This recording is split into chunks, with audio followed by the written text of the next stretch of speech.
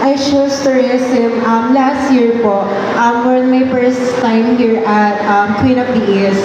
I'm unlucky na makapasok po sa screening or sa elimination round because of the same question that was given to me.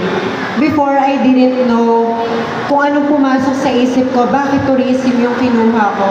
But then again, second year na po ako, and I slowly learning na bakit ba tourism yung binigay sa akin na path ng Panginoon.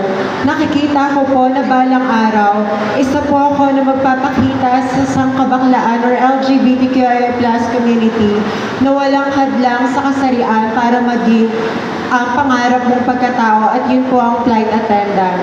I am looking someday na ako ang kauna-unahang maging flight attendant ng mga kilalang airlines sa buong mundo, hindi lang lamang po sa Cebu Pacific. Maraming salamat.